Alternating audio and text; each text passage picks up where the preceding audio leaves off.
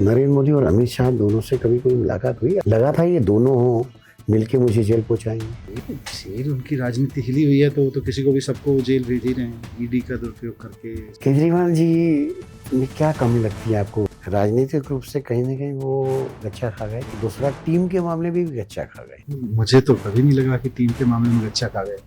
देखिए साहब, सच कड़वा होता है और सत्य को छिपाया नहीं जा सकता, और आप सत्यवादी हरिचंद पार्टी के नेता हो। नमस्कार, आप देख रहे हैं सतन समय न्यूज़, और आज हम एक ऐसी शख्सियत से आपको मिलाने जा रहे हैं जो हिंदुस्तान की एक नई राजनीति के उदय में शामिल रहे, सत्ता का मजा लिया, जनता की सेवा की, कृष्ण के घर भी हुआ है, और उसके बाद अब सत्ता से बाहर होकर फिर एक नई जमीन तलाश रहे हैं। जी हाँ, उनका नाम है मनीष सिसोदिया, दिल्ली सरकार के पूर्व उप मुख्यमंत्री, जिन्होंने शिक्षा के क्षेत्र में वाकई बहुत बड़ा काम किया था, जिसकी पूरे देश में नहीं विदेशों में भी तारीफ हुई थी। शायद ये मैं मानता हूँ कि आप पार्टी को जो देश और विदेश से जो फंडिंग होती थी उसका बड़ा कारण ये था कि शिक्षा जैसे क्षेत्र में हिंदुस्तान पिछड़ा हुआ है, और उस देश के एक महत्वपूर्ण राज्य दिल्ली में शिक्षा के लिए जो काम हुआ है वो वाकई तारीफ़ काबिल है, जिसको हमेशा याद रखा जाएगा। सत्ता आती है और जाती है, लेकिन हम आज मनीष सिसोदिया से पूछते हैं कि उनके जीवन की राजनीतिक शुरुआत आखिर कैसे हुई। जीवन की राजनीतिक शुरुआत तो कभी सोचा तो था नहीं कि राजनीति में जाएंगे जी। तो पत्रकार था आपकी तरह से ही। पत्रकारिता करते करते कुछ दोस्त मिलते चले गए जिनके प्रभाव में आए और लगा कि यार देश के लिए और भी कुछ करना चाहिए पत्रकारिता के अलावा। पत्रकार तो प्रभावित नहीं होते सर कभी? नहीं, ऐसा नहीं है, पत्रकार भी इंसान ही होते हैं अगर, और पत्रकार भी देश से प्यार करते हैं, तो फिर लगा यार कि देश के लिए कुछ और भी करने की ज़रूरत है। तो उससे आगे बढ़े और आंदोलन में शामिल हुए। आंदोलन अपने आप राजनीतिक पार्टी में बदला, राजनीतिक पार्टी फिर आगे की कहानी सब है ही। 2013 में पार्टी बनाई, तभी से राजनीतिक शुरुआत है। आपने राजनीतिक पार्टी बना ली, अन्ना हजारे के भरोसे राजनीतिक पार्टी बनी, एक आंदोलन खड़ा हुआ था। ये बात सही है कि देश के कई पत्रकार उस हवा में जो है शामिल हो गए थे, और जब मैं समझता हूँ आपने पत्रकारिता भी की है और राजनीति भी बहुत अच्छे से तरीके से कर ली है, क्योंकि आप हिंदुस्तान के दुखी राजनेताओं में हमेशा पहचाने जाएंगे जिनको खूब दुख दिया है, जिनको खूब त्रास किया है, जिनको कहीं ना कहीं चारों तरफ से बांध दिया था। तो फिर भी मैं खुश रहता हूँ। नहीं, खुश रहना तो ये आपके व्यक्तिगत जीवन का हिस्सा है, लेकिन उससे आपकी पार्टी को क्या फ़ायदा होगा और जनता को क्या फ़ायदा होगा ये जानना जरूरी है। आज जिस मुकाम पर अभी अब हैं, इस मुकाम के पहले के कुछ हिस्से रह गए हैं। वो ये है सर कि जब आप शिक्षा मंत्री के रूप में काम करते थे, दिल्ली की बस्तियों में जाते थे ख़ास तौर से, और वहाँ के स्कूल की हालत ख़राब थी, बच्चे स्कूल पढ़ने आते नहीं थे, बच्चे शायद भिक्षावृत्ति में शामिल होंगे, बच्चे शायद चाय का बस्ती की प्लेट धोते होंगे, बच्चे शायद झूठा कचरा उठाकर और अपना पेट भरते होंगे, झूठन खाते होंगे, और उसके बाद आपने जिस तरह से बच्चों को स्कूल में लाए थे, वो सुखद पहलू कैसा था? एक्चुअली 2015 में सरकार बनने के बाद जब मैं सरकारी स्कूलों में जाना शुरू किया, एजुकेशन मेरा पैशन था, और एक पत्रकार के रूप में मुझे समझ बनी कि एजुकेशन पे काम किए बिना देश आगे नहीं बढ़ सकता। और जब राजनीति में हम जैसे लोग आए, हमारे बहुत सारे साथियों का राजनीति में आने का कारण ये है कि राजनीति में आके एजुकेशन पे काम करने के अच्छे अवसर मिलेंगे। तो जब 15 में सरकार बनी और मैंने स्कूलों में जाना शुरू किया, तो सरकारी स्कूलों की स्थिति उससे भी कहीं ज़्यादा बुरी थी जितना मैंने थोड़ा बहुत देख रखा था। देश की राजधानी में इतनी बुरी थी। याद है मुझको, सरकार बनने के शायद 2-3 महीने के अंदर में नरेला, हमारे यहाँ एक गांव है नरेला के एक स्कूल में था, सरकारी स्कूल, और आमतौर पे जैसे कोई भी लीडर या कोई भी जाता है, बच्चों को हम सब कहती हैं तुम तो देश का भविष्य हो बेटा।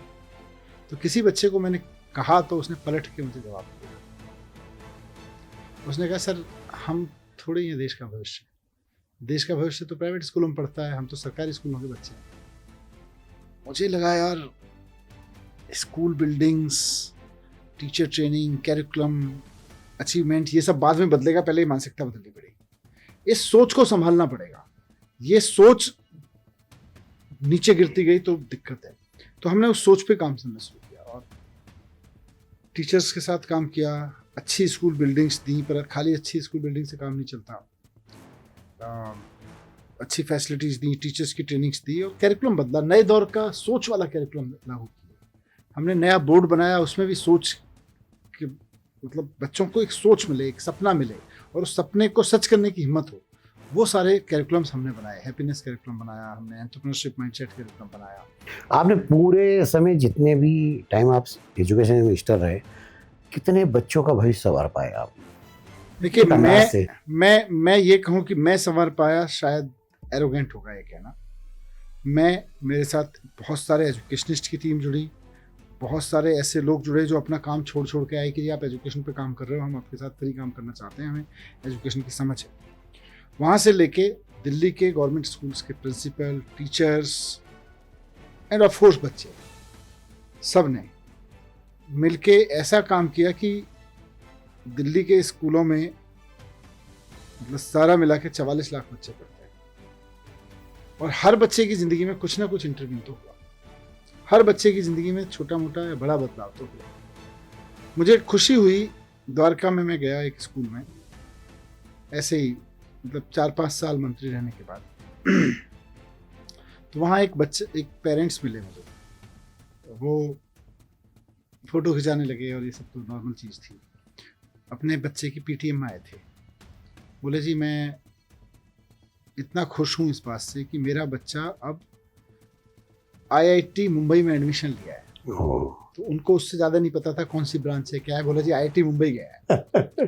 तो उन्होंने फिर उसमें अपना व्हाट्सएप दिखाया बच्चे का, एरोस्पेस इंजीनियरिंग, एरोनॉटिकल इंजीनियरिंग क्या उसमें उसका दाखिला हुआ था।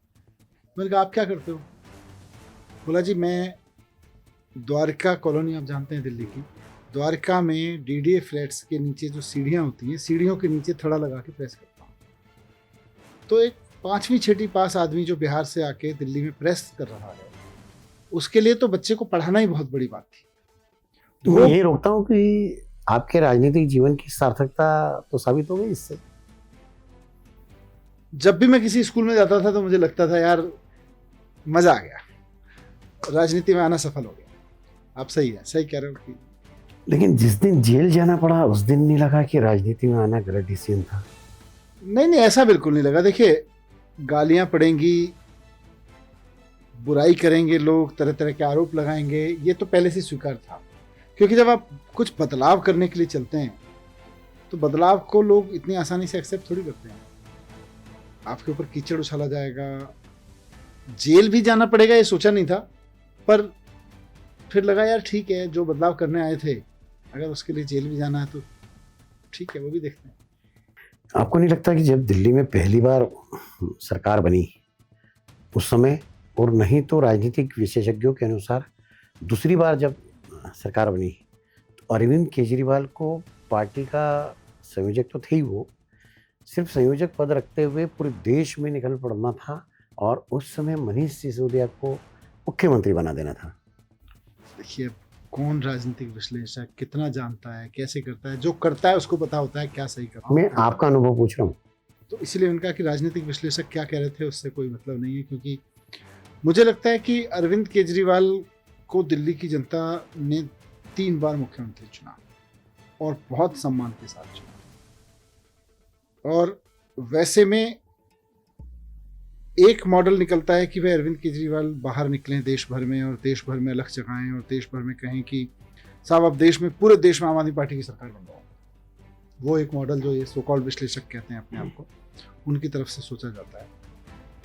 हमने अरविंद जी ने चुना कि यार दिल्ली के लोगों ने मौका दिया, दिल्ली में ऐसे काम कर दो ताकि बाकी राज्यों में जो बाकी पार्टियां काम कर रही हैं वो भी सोचने को मजबूर हों कि यार ये एजुकेशन पे काम करना मजबूरी है।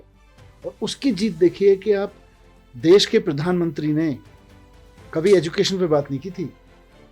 उनको और स्कूल के कमरे में जाके बच्चों को के बीच बैठना तो उनकी शान के खिलाफ होता था। लेकिन आर्टिफिशियल क्लासरूम बनवा के उसमें बैठ के फोटो खिंचाया। हाँ, गुजरात में। क्यों? क्योंकि मैंने जाके गुजरात के एजुकेशन मॉडल को चैलेंज कर दिया था कि आप 20 साल गुजरात में रहे और अब देश के प्रधानमंत्री हो, कहाँ है गवर्नमेंट स्कूल। मैंने उनके शिक्षा मंत्री के हल्के में जाके बिल्कुल, हाँ, बिल्कुल सही कह रहा हूं। मैं चैलेंज किया था कि शिक्षा मंत्री के सरकारी स्कूल इतने खराब कैसे हो सकते हैं। उसके 1 महीने के अंदर अंदर प्रधानमंत्री जी ने स्टेडियम के बाहर एक टेंट में स्कूल बनवाया, क्लासरूम, और उसमें जाके क्लासरूम में बैठे फोटो खिंचवाया।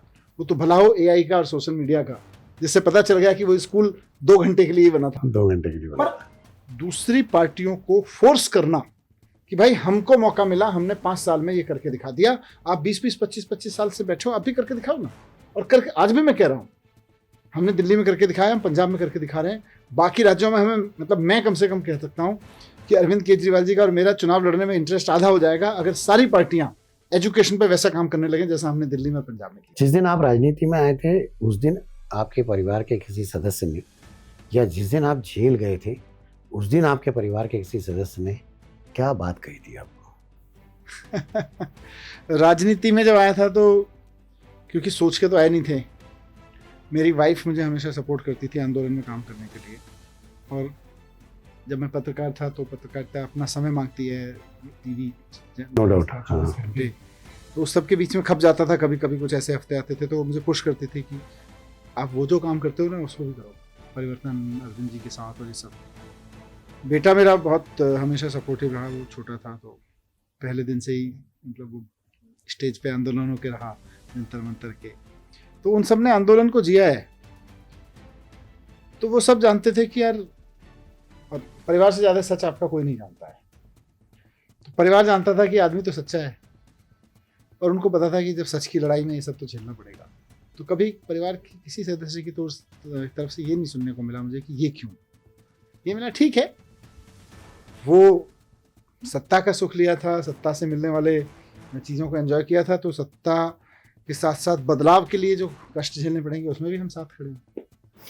अरविंद केजरीवाल, मेरे बेटे ने एक इम्पॉर्टेंट चीज़ कही थी जो जेल जाने के दिन नहीं, लेकिन उसने उसके बाद मुझको एक चिट्ठी लिखी थी। और क्योंकि आपने जिक्र किया तो मुझे अभी ध्यान आया, जब मैं जेल में था तो मैं चिंतित था, एक ही बेटा है मेरे और वो कॉलेज में है, तो उस कॉलेज एज में बच्चों की एक अपनी अपेक्षाएं होती हैं और माता पिता की भी अपनी इच्छाएं होती हैं कि हम अपने कॉलेज जाते हुए बच्चे के लिए ये करें। उस समय मैं जेल में चला गया, तो मैंने कुछ अपनी वाइफ के थ्रू उसको मैसेज दिया था हौसला बढ़ाने वाला, तो उसका जवाब आया था मुझको। उसने चिट्ठी लिख के भेजा, उसने एक लाइन लिखी थी मुझको कि अगर आप जेल में रहते हुए मेरी चिंता करेंगे तो ये मेरी देशभक्ति का सवाल होगा। वाह, आप जो लड़ाई लड़ रहे हैं लड़िए, मैं ठीक हूँ, मेरा हौसला बुलंद है, आप मेरी चिंता मत करिए कि मैं किस हालात से गुजर रहा हूँ, आप अपने को ठीक रखिए। आप जेल में रह के अगर मेरी चिंता करेंगे तो ये मेरी देशभक्ति का सवाल है। मुझे लगा बच्चा बड़ा। अरविंद केजरीवाल आपके दोस्त हैं या आपके बॉस हैं? एक दोस्त भी हैं, गुरु भी हैं, मैं सीखता भी बहुत कुछ हूँ उनसे, और एट टाइम जब अलग अलग पोजीशन पे बॉस भी होते हैं। केजरीवाल जी में क्या कमी लगती है आपको, राजनीतिक रूप से या टीम को बांधने के मामले में? 2 चीज़ें तो हुई उनसे, राजनीतिक रूप से कहीं ना कहीं वो गच्चा खा गए, और दूसरा टीम के मामले में भी गच्चा खा गए। मुझे तो कभी नहीं लगा कि टीम के मामले में गच्चा खा गए। देखिए साहब, सच कड़वा होता है और सत्य को छिपाया नहीं जा सकता, और आप सत्यवादी हरिचंद पार्टी के नेता हो तो फिर आपको सत्य बताना पड़ेगा। देखिए, सत्य जो है ना, अपना अपना इंटरप्रिटेशन है। मैं अरविंद केजरीवाल जी के साथ काम करता हूं और मुझे लगता है कि अरविंद केजरीवाल जी अपनी टीम के प्रति जितना रिस्पॉन्सिबल रहते हैं और जितना सोचते हैं, उतना इस देश में कोई पॉलिटिकल पार्टी नहीं सोचती है। मैं आपको उसके प्रमाण सहित कह सकता हूँ। मैं अरविंद केजरीवाल जी के साथ सरकार में मंत्री बना, और भी 4-5 लोग हमारे साथ मंत्री बने दिल्ली में। मैंने एजुकेशन पे काम किया, सत्येंद्र जैन ने हेल्थ पे काम किया, और मिनिस्टर्स ने, गोपाल राय ने एग्रीकल्चर पे काम किया जो भी वहाँ एग्रीकल्चर का था, इमरान हुसैन साहब ने इस पे काम किया, राशन व्यवस्था पे, घर घर राशन पहुँचाने की व्यवस्था पे, और एक हमारे मिनिस्टर थे, उन्होंने door step delivery of services पे काम किया। मैंने अरविंद केजरीवाल को कभी ये कहते नहीं देखा कि ये मैंने किया है। अरविंद केजरीवाल इतने टीम मैन हैं, टीम पर्सन हैं, टीम लीडर हैं कि हमेशा अपने मिनिस्टर को, अपनी टीम को कंधे पे आके इसने किया है, ये आदमी पागल है इस फौज के प्रति। अच्छा, इस देश का एक चीफ मिनिस्टर मुझको बता दो जो अपने मिनिस्टर की तारीफ करता हो। प्राइम मिनिस्टर तक अपने फ्रेम में अपने किसी मंत्री को नहीं घुसने देते। प्राइम मिनिस्टर अगर किसी सड़क का उद्घाटन करने जाते हैं तो नितिन गडकरी से लेकर उस राज्य के मुख्यमंत्री तक को किसी को एक फ्रेम में नहीं टिकने देते। अरविंद केजरीवाल कंधे से कंधा मिला के आगे खड़े होकर कहता है कि ये मेरा मंत्री इतना लायक है, ये इतना पागल है आपके कॉज के लिए। सत्येंद्र जैन है, इसने मोहल्ला क्लिनिक बनवाए हैं, मनीष सिसोदिया है, इन्होंने हॉस्पिटल बनवाए हैं, स्कूल बनवाए हैं।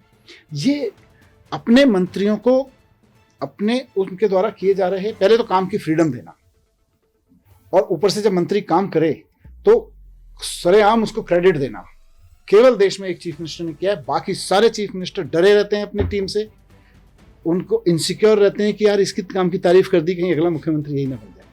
तो ये लीडर मुझे लगता है तो शानदार लीडर है, शानदार टीम लीडर है। तो उस अरविंद केजरीवाल को कभी हृदय कुमार विश्वास क्यों नहीं पहचान पाए? वो तो कुमार विश्वास बता सकते हैं। नहीं, आप तो उनके एक हिस्सा हो। कुमार विश्वास के नहीं, अरविंद केजरीवाल के। तो कुमार विश्वास की प्रॉब्लम होगी, मुझे क्या है? आपने उस प्रॉब्लम को समझा होगा। मुझे जरूरत भी नहीं है।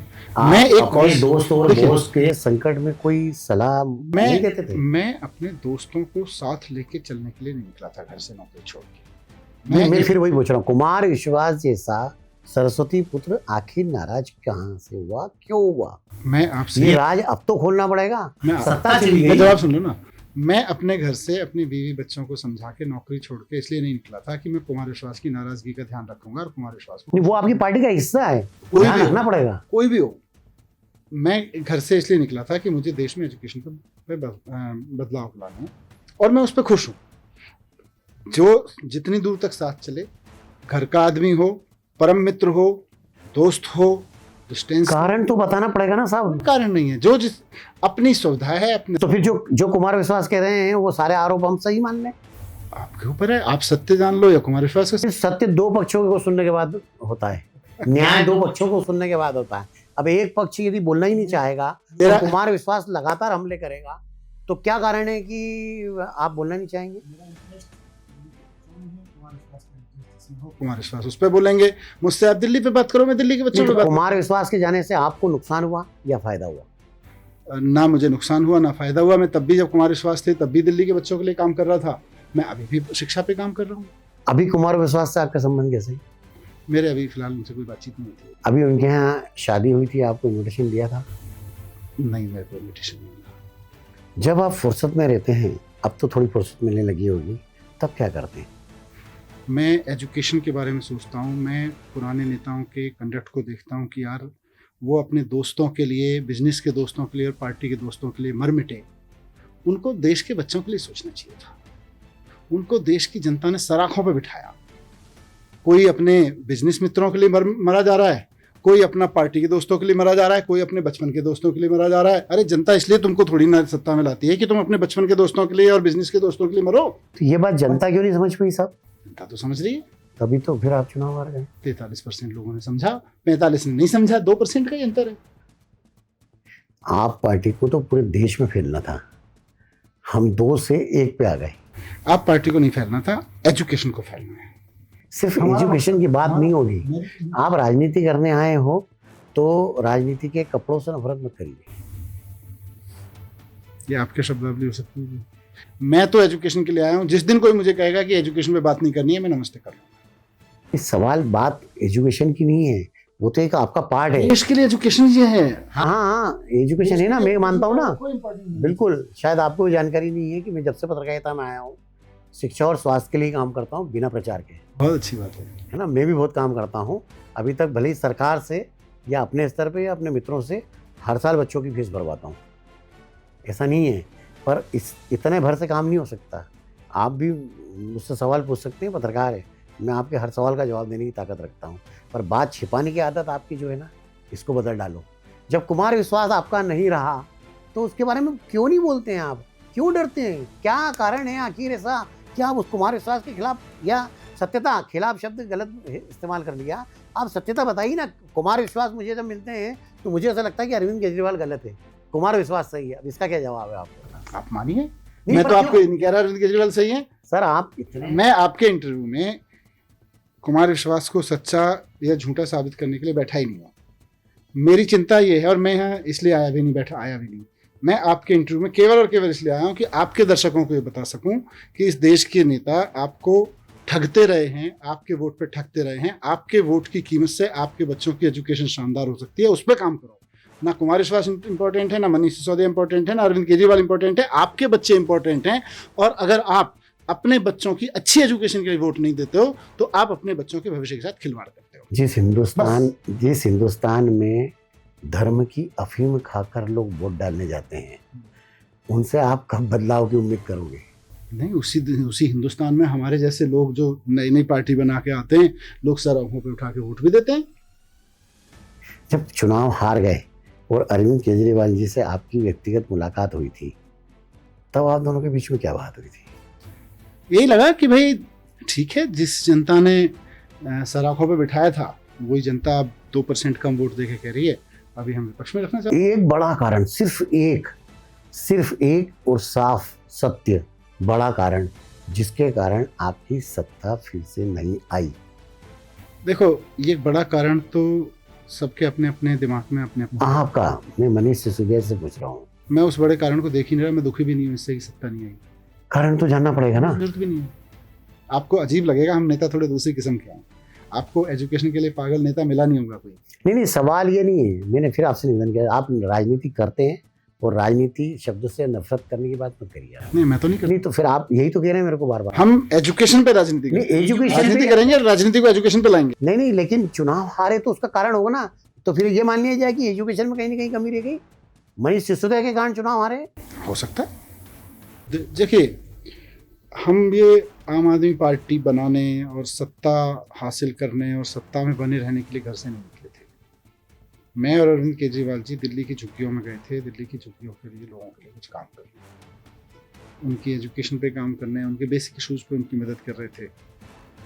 अब ये समय आया, भगवान की कुछ मर्जी हुई और हमें। कभी आपकी प्रधानमंत्री नरेंद्र मोदी जी से मुलाकात? 1 मिनट में बात पूरी कर लूँ। हाँ। तो समय आया और आप बोर हो गए लगता है। नहीं, बिल्कुल नहीं। आपको बोलने का पूरा अधिकार है। नहीं, मुझे लगा आप बोल रहे हो। नहीं, बिल्कुल नहीं। तो हम लोग, अरविंद केजरीवाल जी तो निकले थे जी झुग्गियों पे लोगों के साथ काम करने। हमारा दिल दुखता था। तब सत्ता के लिए नहीं निकले थे, पदों के लिए नहीं निकले थे, और आम आदमी पार्टी जैसी कोई पार्टी बना के उसको सत्ता में बनाए रखने के लिए नहीं निकले थे। ये शायद भगवान की बड़ी मेहरबानी थी जो इतने बड़ी टीम दे दी, साथ में इतना नाम दे दिया, इतने पद दे दिए, और भगवान पे छोड़ रखा है कि भाई हम तो वहां निकले थे उस वक्त, तूने यहाँ बिठाया था, अब तू सत्ता से हटा रहा है, हटा दे, फिर कभी बिठाना हो बिठा देना। तो हम अपने मकसद से नहीं हटेंगे, और वो हमारा मकसद है जो सपना और मजबूत हुआ है इस दौरान कि यार अगर भारत को विकसित बनाना है तो उसका एकमात्र राजमार्ग एजुकेशन पे काम करना। नरेंद्र मोदी और अमित शाह दोनों से कभी कोई मुलाकात हुई आपकी? हाँ, मेरी सरकार में रहते हुए बहुत बार मुलाकात होती थी। क्या लगा आपको? क्या लगेगा? राजनीतिक रूप से कैसा लगा था ये दोनों मिलके मुझे जेल पहुंचाएंगे? नहीं, जेल वेल तो क्या मतलब। तो जेल उन्होंने नहीं पहुंचाया। जेल उनकी राजनीति हिली हुई है, तो वो तो किसी को भी सबको जेल भेज ही रहे हैं, ईडी का दुरुपयोग करके सबका। तो यदि देश के गृह मंत्री बनने का मौका आपको कभी मिला तो आप भी ईडी, सीबीआई और इनकम टैक्स का ऐसे दुरुपयोग करेंगे? मैं तो देश का शिक्षा मंत्री बनना चाहूंगा। मैं गृह मंत्री बनने के सपने नहीं देखता। मैं तो चाहूंगा कि शिक्षा मंत्री बनने का मौका मिले। दूसरे को सौंप देंगे जो ईडी, सीबीआई और देखो, हर आदमी का अपना एक सपना होता है। मेरा सपना है कि देश की एजुकेशन आगे बढ़े, तो उसके लिए मैं एक पार्टी के कार्यकर्ता के रूप में, एक इंडिविजुअल के रूप में, और जहाँ जहाँ जैसे अवसर मिलेंगे उस अवसर पर काम करने के लिए अपना जीवन लगाऊंगा। मेरे को नहीं पड़ना है इन चक्करों में कि ईडी का दुरुपयोग करना है, कि सीबीआई। बहुत लोग हैं अपने आप करते हैं। अब राहुल गांधी से आपके संबंध अब कैसे? क्योंकि इस चुनाव के कारण कहीं ना कहीं विचारों में बहुत बड़ी गैप आई है। ठीक ही है, मतलब सबसे ठीक है हमारे संबंध। मतलब लोकसभा में हम कांग्रेस के साथ हैं, अभी भी गठबंधन का हिस्सा हैं। नहीं, अभी तो गठबंधन तो ये सारा ऐसा है कि समय अनुकूल होता है, किस चुनाव में कब कहाँ होगा वो उस चुनाव पर निर्भर करता है। आप चुनाव की सत्ता और राजनीति की समझ बहुत अच्छी रखते हैं, और अपनी पार्टी की सत्ता और राजनीति की समझ पे बोलना नहीं चाहते। आशुतोष भी तो चले गए पार्टी से। ठीक है, जितने दिन काम किया उतना अच्छा है। नहीं करना चाहते तो किसी को पकड़े। मैं अपने घर से जब निकला समाज के लिए, देश के लिए काम करने के लिए, मुझे किसी ने धक्का दे के नहीं भेजा था। मैं अपनी इच्छा से निकला था। बाकी लोग भी जो आम आदमी पार्टी में आए वो अपनी इच्छा से आए थे, उनको कोई खींच के नहीं लाया था। अपने घर से अपनी इच्छा से स्वेच्छा से निकले थे। स्वेच्छा से जितने दिन काम करके वापस चले गए उनका सम्मान है, जितने दिन साथ चले उसका सम्मान है। से एक लास्ट सवाल, जेल के अंदर का कोई कड़वा अनुभव और सुखद अनुभव?